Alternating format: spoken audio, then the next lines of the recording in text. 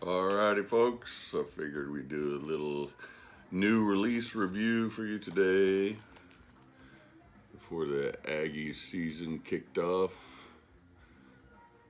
It's already a glorious Saturday watching the Sips go down in Columbus. So today we're looking at Warlord, the Lost Archangel. So this is a kind of a compilation album. It's kind of a bizarre compilation album. Get the slipcase with the High Roller Records. Same cover. Your Skull Mountain. The Hot Pursuit continues.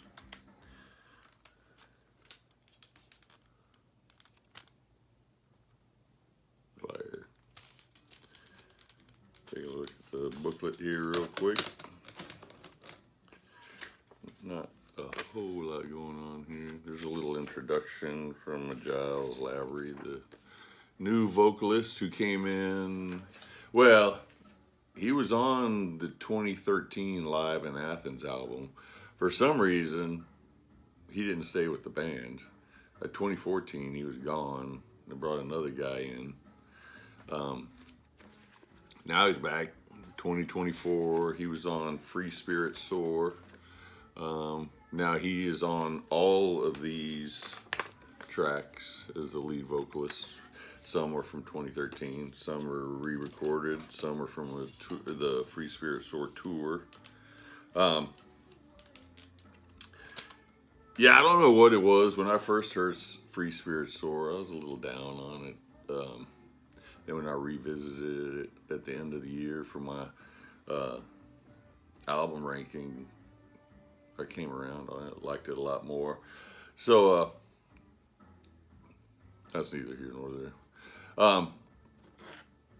So yeah, they released Free Spirit Soar in 2024. Then they released 4 singles in 2024.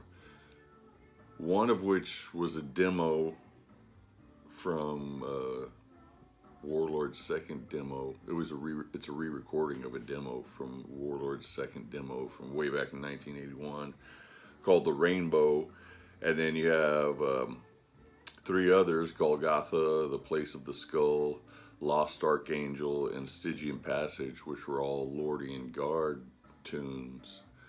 There's also some crossover there. Lordian Guard was the band William Tsamis formed after Warlord fizzled out in the early 80s, and then Lordian Guard fizzled out and he brought Warlord back. So yeah, it's so you got those 4 singles there that are on here. Then they also released another compilation in 2024. What was it called? From the Ashes to the Archives. It was half re-recorded tracks and half old demos. So yeah, Warlord has a bizarre history, a bizarre timeline. You can get lost in the weeds trying to map it out for everyone. But starts off with Golgotha, The Place of the Skull. Very grandiose track, a lot of keys. Sounds like early Warlord, except for the excessive amount of keys on it. But there are plenty of guitar harmonies in the track.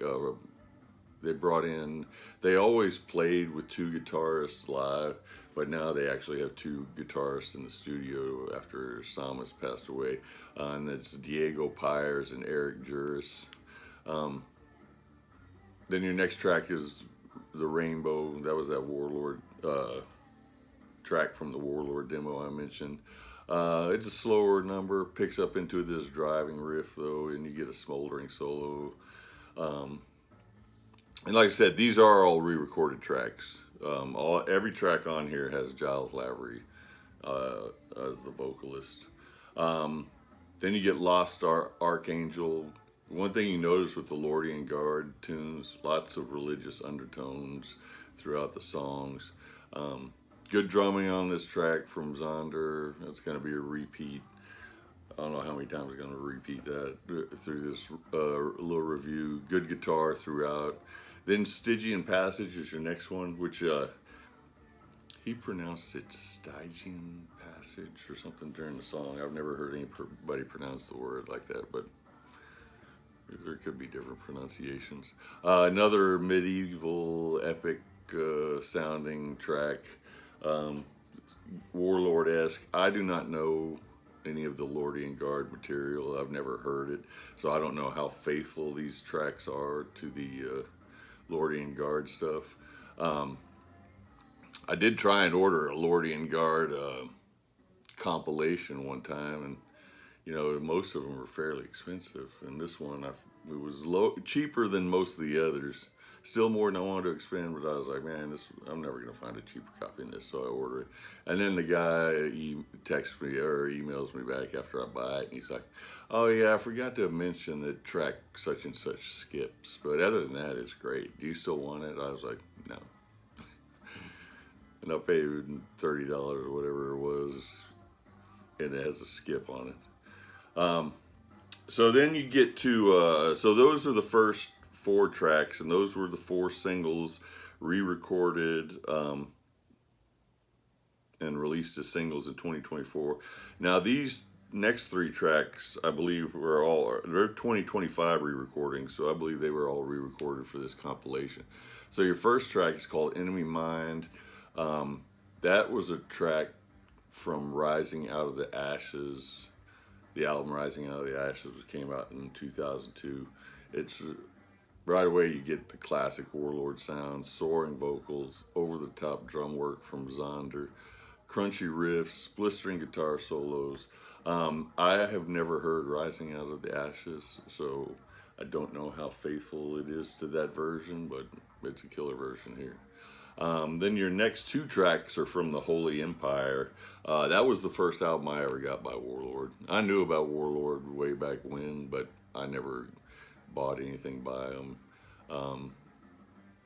I never knew anybody who listened to them. And then I heard somebody talking about the Holy Empire, which it came out in 2013, I believe.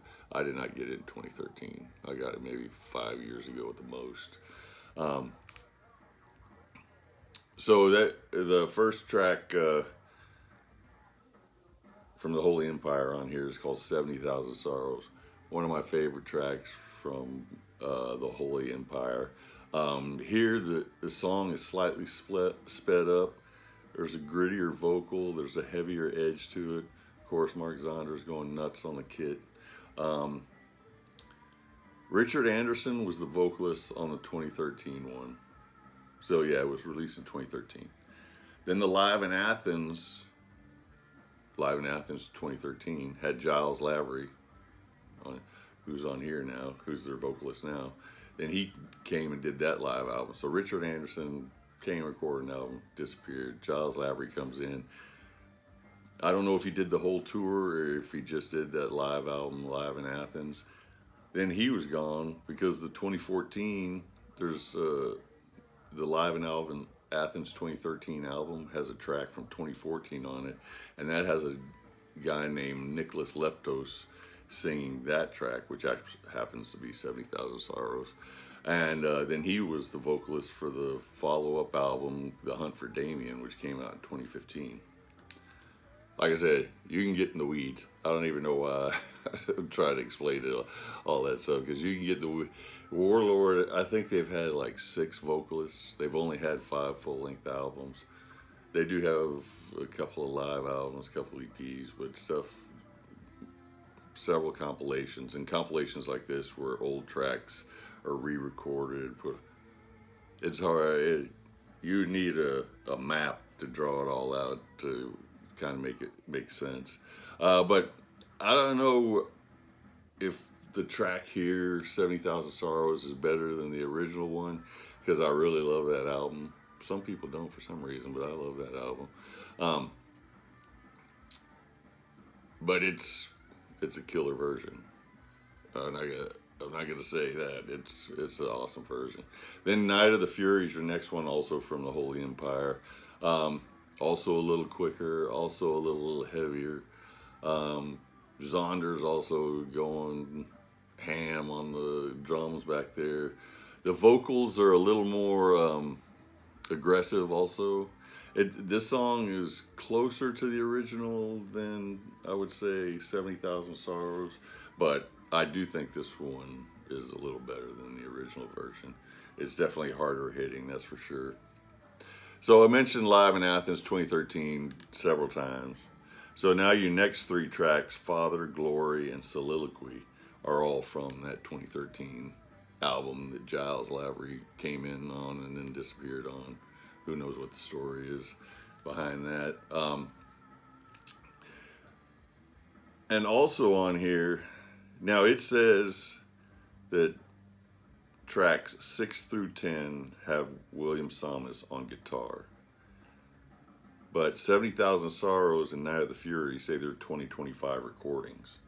So I don't know if they kept his guitar for those and just re-recorded everything else. Sounds like they did.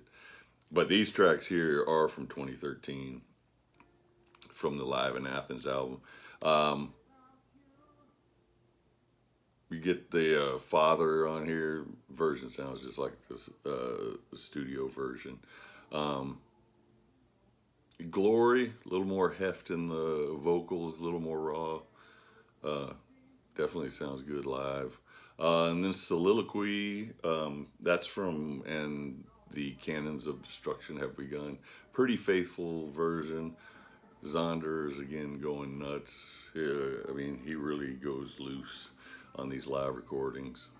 And then you got tracks 11, 12, 13. That's Lucifer's Hammer, Black Mass, Child of the Damned. Those are all from the Deliver Us EP that was released in 1983 from Warlord. Two of the tracks the first track, Lucifer's Hammer, was recorded in Italy in 2024. Giles Lavery on vocals. And then Black Mass and Child of the Damned were recorded in Greece on a 2024 tour.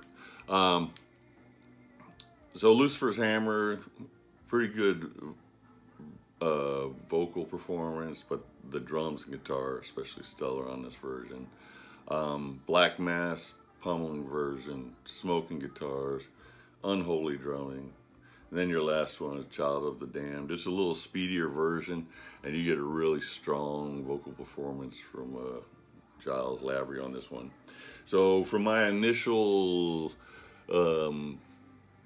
sourpuss attitude towards Lavery when Free Spirit Soar, he definitely, like I said, when I went back, I was more of a fan of it the second time I heard that album, but he definitely has won me over with this one. I'm going to give this one an easy 8.5 out of 10. I mean, it's hard to go too crazy on a compilation, especially since some of these are just re-recorded songs and half of it's live. I mean, not that there's anything wrong with that. I love listening to live material. It's just, it's hard to go any higher than 8.5 out of a 10 on a compilation. I mean, it'd have to be Strangers in the Night or Kiss Alive 2, something like that, to get higher than 8.5 on a compilation. So yeah, quality album, quality release. If you don't know Warlord, would this be a good place to start? I don't see why it would hurt. I mean, like I said, their history is so convoluted, so many revolving members, so many revolving doors, so many re-recorded versions of songs that show up here and there, so many Lordian Guard songs that cross over. I don't think this would be a bad place to start at all. And if you did start here and you liked what you heard, then I would go back to the Deliver Us EP and proceed forward for there. So yeah, hopefully that wasn't too much of a mess. Warlord, The Lost Archangel, 8.5 out of 10 Gigamaggies.